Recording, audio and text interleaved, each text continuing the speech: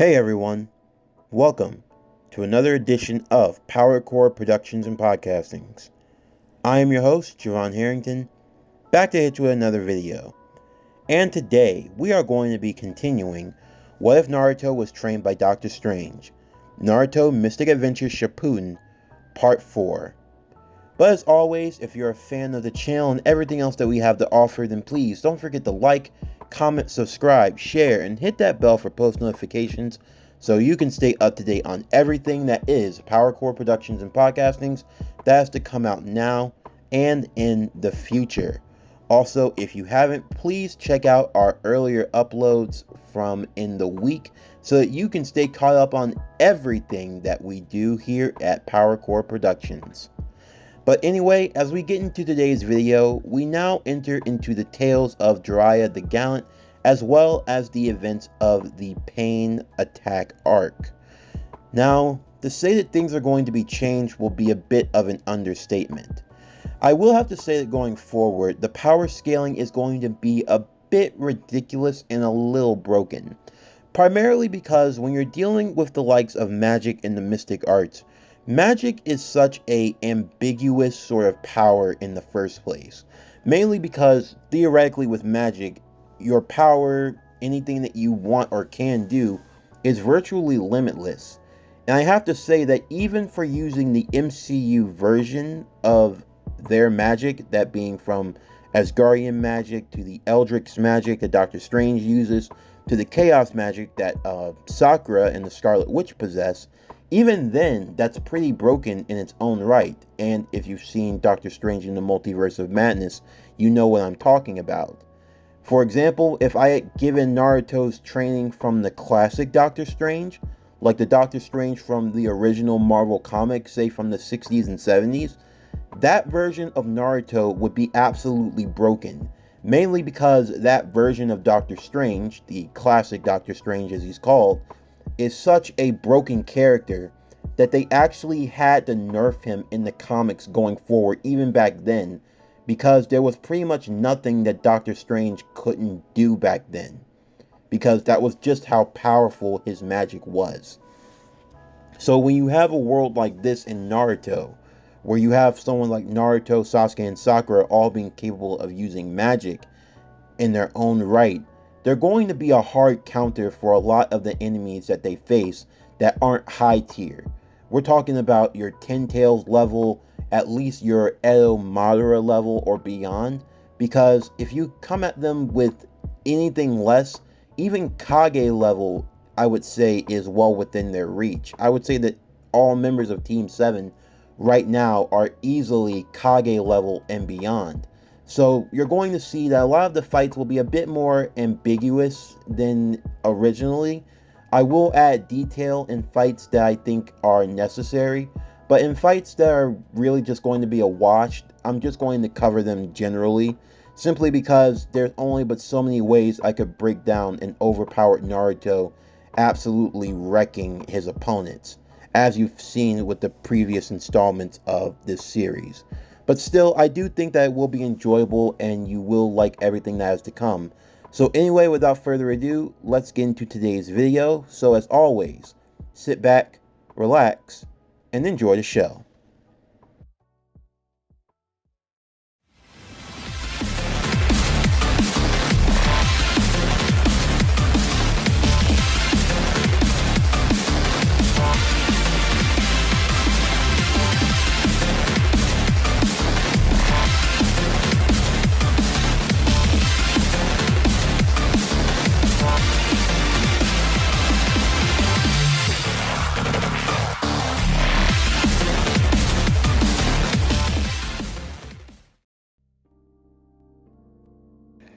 Our story would start with Jiraiya as he makes his way to the Hidden Rain Village. Jiraiya having told Tsunade that he believes information on the Akatsuki could be traced back to that location. Tsunade would still offer to go with Jiraiya to the Hidden Rain Village. However, this time around Jiraiya would decline, but with even greater confidence. You see, this version of Jiraiya received magic arts training alongside Naruto during their 2.5 year training gap when they were training with Wong back in his domain. In doing so, Jiraiya also gained ability in the Eldritch magic as well, in doing so making him even more capable of a shinobi than he already was. With Jiraiya, he would be able to use things such as astral projection to calm out the village without being detected, as using a magic ability is something that the dojutsu of this world aren't fully familiar with. While there would be faint traces of him, there wouldn't be any idea of what Jiraiya truly was. It wouldn't be until Jiraiya actually stepped foot in the Hidden Rain village himself that his presence would be detected by Pain, Konan going to see just where Jiraiya had come from. Jiraiya would speak to the inhabitants of the area about their leader Pain. However, he would still be unsuccessful in gathering information, even from the two shinobi he would manage to capture, as they wouldn't know much about their own mysterious leader Pain, who had single-handedly defeated Hanzo the Salamander, and the former leader of the Hidden Rain village. Upon further inspection though, Jiraiya would still be attacked by Konan like he was originally.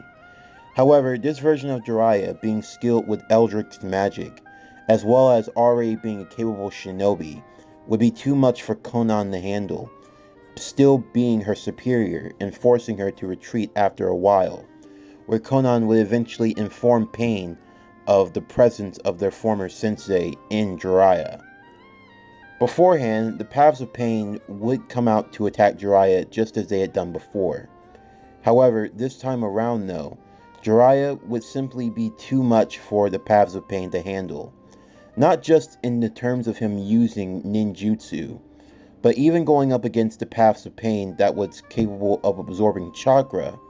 Jiraiya would simply have to switch to using magic instead of chakra, and in doing so, the Paths of Pain would prove to be useless in this regard, as Jiraiya would unleash the Flames of Faltane, sending out a great burning ash of fire, one of which that could not be absorbed by one of the Paths of Pain, having itself being burnt up completely in the process. You could say that ultimately going into this fight, Jiraiya has the advantage primarily because with his already trained shinobi skills, adding magic as an element instead of using ninjutsu, it simply means that Jiraiya's attacks are actually going to be able to land and hit a lot harder. Also, during his training with Wong and Naruto, he was actually able to buckle down and learn how to properly master Sage Mode. So, once he adds that on top of his arsenal, Jiraiya would simply be too much for the three Paths of Pain that he fought to be able to handle, ultimately resulting in Jiraiya getting the drop on the three a lot faster than he did in the original. This would put Pain in a tight predicament, mainly because Pain wouldn't have expected Jiraiya to be this skilled, and to be using this strange sort of power that he's never seen before. Because of this, Nagato would have no choice but to use all 6 of the Paths of Pain against Jiraiya rather sooner. Jiraiya seeing that one of them looked a lot like his other previous student, Yahiko. He would ask what had happened to Nagato, since he knew that Nagato originally had the Rinnegan. However, he would get no answer. The 6 Paths of Pain, after having the 3 that Jiraiya had destroyed being rebuilt, would go on an all-out assault against Jiraiya. However, between Jiraiya being a perfect sage, fighting alongside Ma and Pa Toad, as well as having magic and the mystic arts within his disposal, Jiraiya would simply just be able to counter the Paths of Pain a lot more effectively than he could in the original timeline, seeing as even though Pain would have the Rinnegan, he wouldn't be able to detect magic as well, similar to Sasuke when he first saw Naruto using magic with the Rinnegan. Maybe over an acquired time he would be able to get a feel for it, but in the end there really wouldn't be too much that he could do to counter Jiraiya with his various forms of magic. And Jiraiya, being a Toad Sage in his own right, would use his Sage Arts ninjutsu, combined with that of his magical elemental abilities, that he had also gained from his training with Wong, such as the winds of Watum and the flames of Faltane. When combined with his Sage Art Toad Oil, he would be able to do a lot more damage than any of them could have been expecting. The main issue with Pain in this regard is that not only is he fighting an uphill battle, but it's also the fact that he's fighting in the Rain Village. Thus, if he wanted to use his full power, it could potentially result in the village being destroyed as well. Just like in the original, Jiraiya would still be able to gain the information about what the true paths of Pain were, noting that the real one wasn't among them, and that they were all shared together, having a shared visual link to one another. Once he discovered everything he felt he needed to, Jiraiya wouldn't feel the need to have to stay and fight against them all, seeing as how he had the ultimate escape, a special sling ring made for him before he left. Similar to the one that Naruto used, Jiraiya would be able to get out of there in an instant. Of course, this sling ring would only work in the Naruto universe, so Jiraiya couldn't travel across the multiverse or across another dimension or anything of that nature. But for someone like Jiraiya, who was in the spy and information gathering network, this proved to be just as effective as anything he had ever had, noting that it was even similar to his late mentorship of Minato, who was the master of the Flying Raijin technique. And this was something that he felt was akin to that in a way. So, Jiraiya would escape and return back to the Hidden Leaf Village. While he would go and get some recovery for a few injuries that he got in the fight, for the most part, Jiraiya would be relatively fine. And with all the information that he had been able to gather for Tsunade in the Hidden Leaf Village, it would prove to be invaluable. For one, Jiraiya would not be dead in this timeline, so there wouldn't be a need to decipher a code or anything like they originally had to do. This saves them countless times trying to guess and speculate what Jiraiya meant about how the real one wasn't among them, and Jiraiya can just tell them everything that he knows. He can tell them about the Rinnegan and about the various abilities that each one had, and how to best counter them, meaning that the Hidden Leaf would have a leg up over Pain as well as the Akatsuki in general. Around this time, while Naruto would be home alone, just meditating and practicing in his mystic arts, he would get a message from Sasuke, who would be using astral projection to speak to him in private, and Naruto would be informed of everything that happened. For Naruto, this would still be a lot to take in, learning that Sasuke had made peace with his brother Itachi, also that Kakashi was still alive, as well as another shinobi that was working with them, a guy that they had called Yamato. Sasuke would explain that following their fight with Orochimaru, they had actually been jumped by Danzo and his members of the Foundation, but that Itachi had managed to save them. Once they were in a secluded area, Itachi, with the help of Kakashi and Yamato, would explain to Sasuke the truth of the Uchiha massacre. Of course, this would still be a lot to take in, and Sasuke would hold a grudge not only against Danzo, but against the elders and the council of the Hidden Leaf Village for putting their clan in that situation. And he wouldn't fully forgive Itachi either, since he still bore responsibility. And then there was also the works of the one known as Madara Uchiha, the one of whom also helped in the massacre of the clan. While this was still a lot to take in, thankfully, having Itachi there, alive, along with Kakashi, they would do their best to quell as much of Sasuke's anger and confusion as possible. This would ultimately lead to the best case outcome, seeing as how Sasuke could now have a new outlet to focus his anger on, that being of Danzo, the village elders, and Madara Uchiha.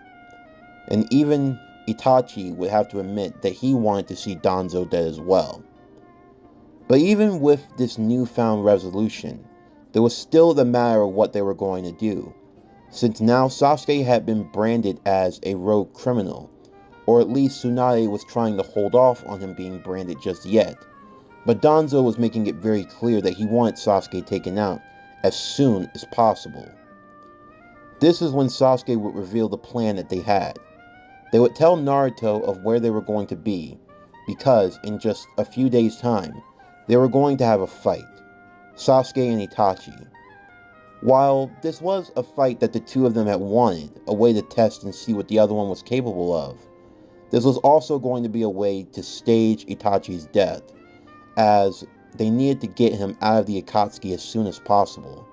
And also, being made aware of Itachi's illness, they were going to need someone to help him as soon as possible. Naruto would now have the responsibility of getting everything prepared as soon as he could. He would go and inform Lady Tsunade in secret what was going on.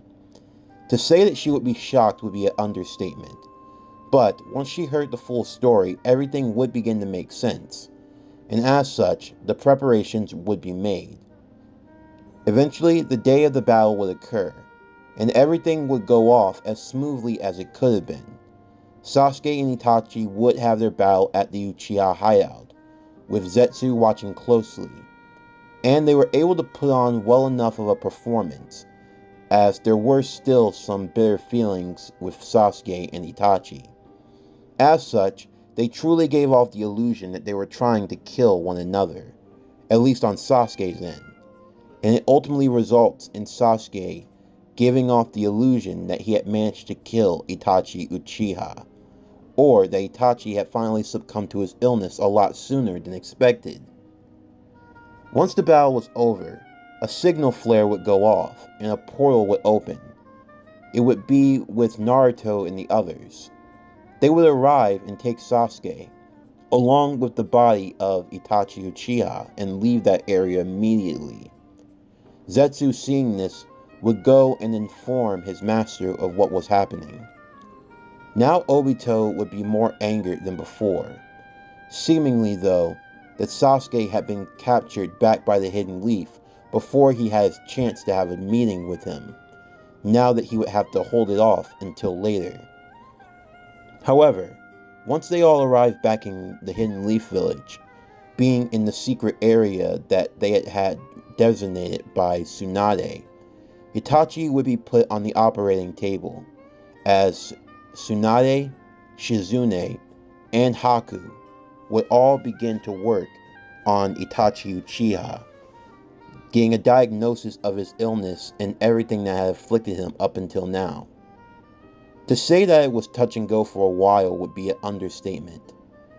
While operating on Itachi, Haku would have to encase most of his body in ice. You could say that this was an early form of cryostasis, a way of freezing Itachi, so to speak, to slow down the ailment of his body in general. Similar to Captain America in Marvel being frozen in the ice for 70 years, thus stopping his aging to a significant degree, Haku's specially made ice release, as well as her abilities in medical ninjutsu, was able to create this technique that could slow down any type of ailing of the body, at least to enough of a degree to allow them to get to work. They would work tirelessly day in and day out on Itachi, with it being touch and go for some time. Had they had waited any longer, Itachi might have been beyond saving. Even now, he wasn't in the best of conditions. Before long, they would leave the operating room. Sasuke would go up to the Hokage and ask her what had happened to his brother. Tsunade would explain that they had done the best they could, and that currently, Itachi was frozen in ice. Whether or not he'd fully made a recovery, that would just depend on his sheer will and the amount of power that he had within himself. It wasn't that they hadn't done enough of a job to save his life, but it was just that Itachi had already been on the very verge of death. It was a miracle that they had managed to do the work they had been able to. Had they been able to treat him maybe even just a week ago, his chances would have been better. This truly showed just how slim of a margin he was on. Sasuke would begin to well up with emotion, but for now, he simply had to keep himself under control. Sasuke would also want to go see Hinata at this time, as he hadn't seen her in a while. However, he wouldn't be allowed to, as Danzo would still be searching for him, and he would have to lay low in hiding, until he could be dealt with properly. In the meanwhile, Jiraiya would still want to teach Naruto Sage Mode, and so they would journey to Mount Miyaboku. While there, Naruto would meet with Gaara once again. Gaara, who had now recovered from his fight with the Akatsuki, he and the One-Tails also. They had been training there for some time, trying to master their abilities, and to be able to reconcile with one another, Jinchuriki the Tailed Beast. While there, Naruto would not only get to meet and train with Gaara once again, but he would also take the next steps in his own training, to learn Sage Mode. However, in this chain of events, Naruto wouldn't have Shadow clones, mainly because Naruto used the images of Icon, or magic clones, so to speak. So, Naruto wouldn't be able to use the same technique that he used in the original in order to gain Sage Mode. However, Jiraiya would come up with another idea. While they had been training with Wong, Jiraiya had learned of an ancient artifact called the Eye of Agamotto, an amulet that Dr. Strange wore that contained something called the Time Stone. Learning of how it worked and its properties, Jiraiya thought of a similar way for Naruto to use Sage Mode in his own right. He would craft for him an amulet that looked very similar to the Eye of Agamotto, and inside of it would be a special crystal toad eye that was made from the toad oil of Mount Miyaboku.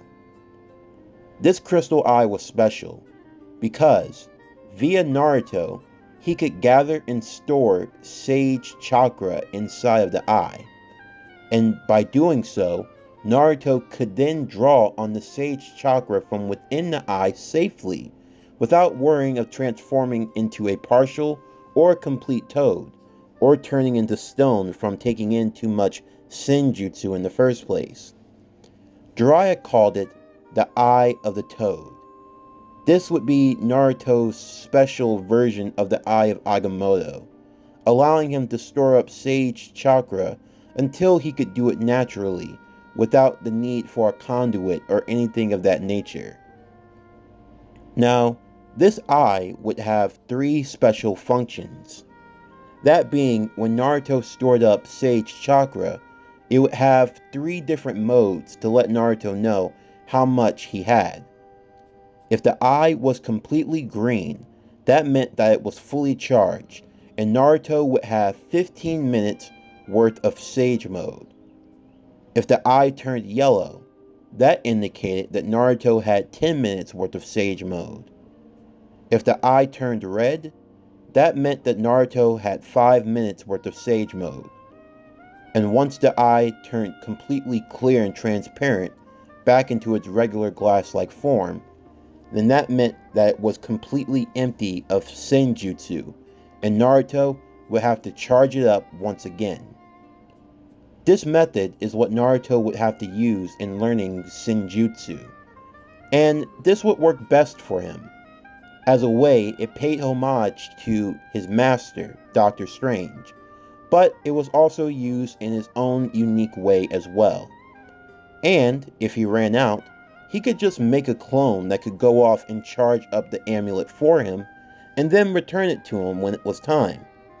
As such, Naruto would continue on in his Sage Arts training.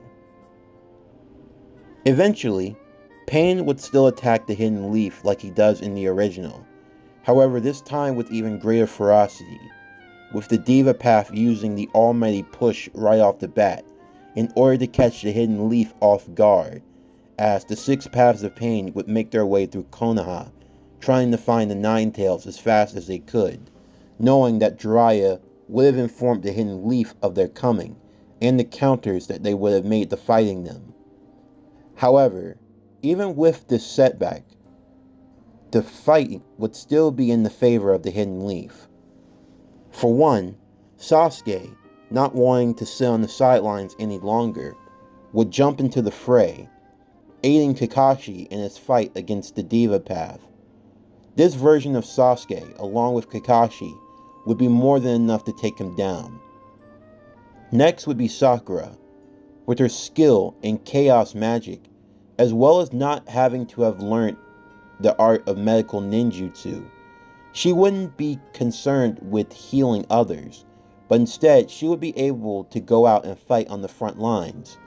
Using her magic, she could move debris and other heavy objects, allowing for people to escape, as well as her abilities within the mystic arts, as well as her own form of ninjutsu. She would prove to be able to hold her own greatly against the Paths of Pain, along with the aid of others who would be fighting along with them, as well as Haku, who would be helping Tsunade with the healing, as they would both summon Katsuya, the Slug. The Hidden Leaf would be at a great advantage. There would also even be Zabuza, who in this timeline had survived and became a Konoha shinobi, fighting alongside with his student Konohamaru, as Konohamaru in the original had managed to take down one of the Paths of Pain on his own. With the aid of his sensei Zabuza, they would be able to take down the Paths of Pain a lot easier. Ultimately, the Pains would have to retreat and use the Naraka path just to rebuild themselves. But by the time they do so, both Naruto and Jiraiya would arrive in Sage mode, and from this point, Pain would be at the ultimate disadvantage, mainly because the Hidden Leaf would have already countered many of his abilities. Now, having a Mystic trained Naruto with Sage mode, along with a Mystic trained Jiraiya in Sage mode, being backed up by everyone else, in the end, Pain simply just wouldn't have enough to be able to stop them, and the Paths of Pain would ultimately be defeated. At that point, both Naruto and Jiraiya would use Sage mode to reverse track Nagato. With the two meeting with him once again, they would give him a double talk no jutsu. Having been moved to the core, Nagato would use the Rene Rebirth. However, as he did so, it wouldn't be as to a severe degree as before, mainly because not as many people would have died, even with the destruction of the village, simply because the Hidden Leaf would have already been able to counter many of his abilities, and with Naruto and Jiraiya showing up, the Paths of Pain were defeated a lot sooner. Ultimately, Nagato would still die, and Konan would leave the Akatsuki, taking both Nagato and Yahiko to have their bodies buried. Once that was over, both Jiraiya and Naruto would return back to the Hidden Leaf, this time both being seen as the heroes of the village. As they do so, Tsunade would still extend a lot of her chakra to help heal those in need, and she would have to take some time to recover. As such, with the 5 Kage Summit now coming up, mainly because of a certain attack against a village hidden in the clouds, that being the Akatsuki, as with only a few members left, Kisame had been sent out to go and attack Killer B. However, thankfully the Raikage got there in time, and as such, the member of the Akatsuki had been taken down, and was forced into hiding within the blade Samehada that Killer B had taken as a trophy. However, now, the meeting of the Kages would be on how to deal with the ever-growing threat of the Akatsuki. Gaara would be called from Mount Miyaboku as well, as they felt as though now was the time for him to rejoin his village. Gaara would be grateful and would thank Jiraiya for everything that he had done for him. And, before long, Jiraiya would temporarily take the place as interim Hokage, leaving for the 5 Kage Summit with his 2 guards, that being Naruto and Kakashi, as they were going to be escorting Gaara along with them.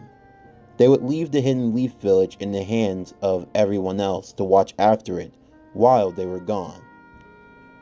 As they began to make their way to the Five Kage summit, Danzo, believing that he should have been the one to take the rightful place as the next Hokage, would decide that now was the time to make his move.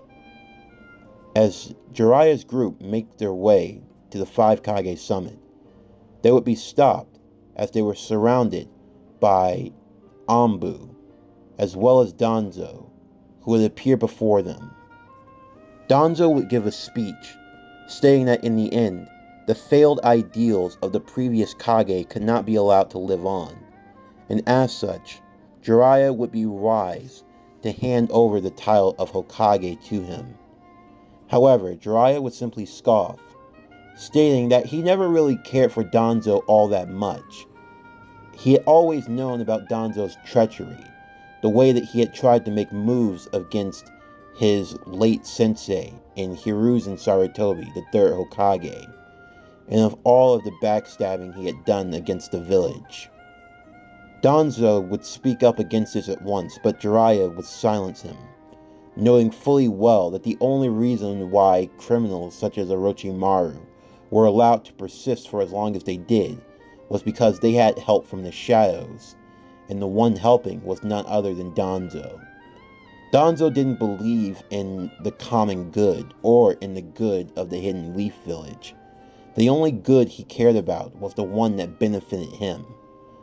If there was truly a way to promote peace in the village that didn't involve Danzo being the center of attention, then Danzo would rather there be chaos, just so that he could be the one that said he saved them from disaster.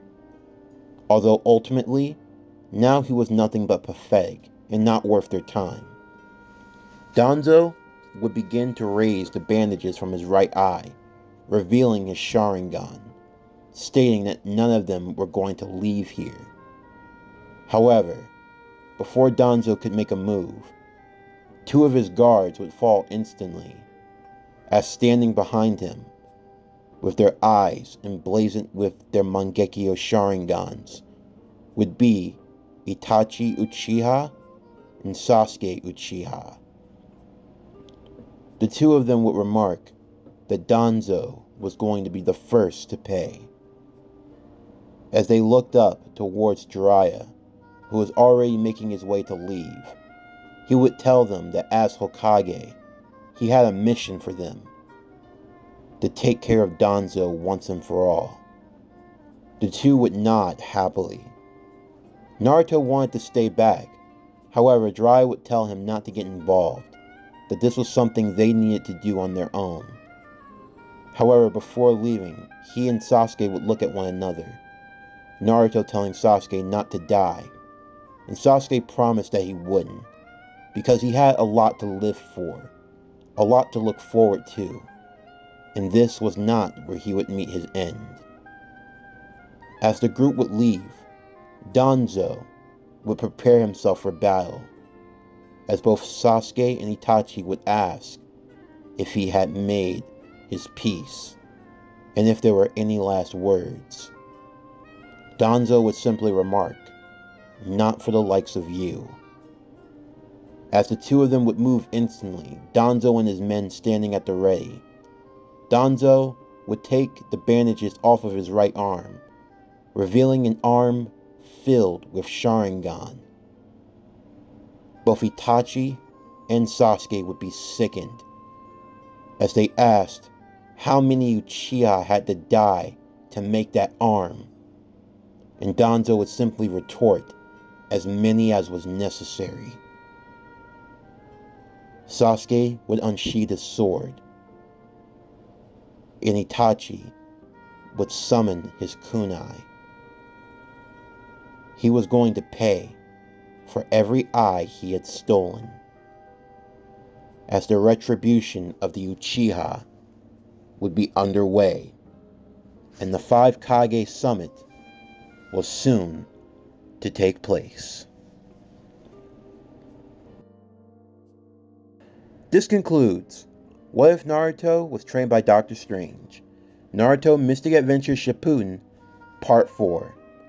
As always, if you enjoyed today's video and everything else that we have to offer, then please don't forget to like, comment, subscribe, share, and hit that bell for post notifications so you can stay up to date on everything that is PowerCore Productions and Podcasting that has to come out now and in the future. Stay tuned for tomorrow's video as we are going to be continuing Naruto Ultimate Ninja Storm based on the Heroes of the Morphing Grid series, Part 4. But anyway, that's going to do it for the end of today's video. I'm Javon Harrington with PowerCore Productions and Podcastings, signing off, and I'll see you next time.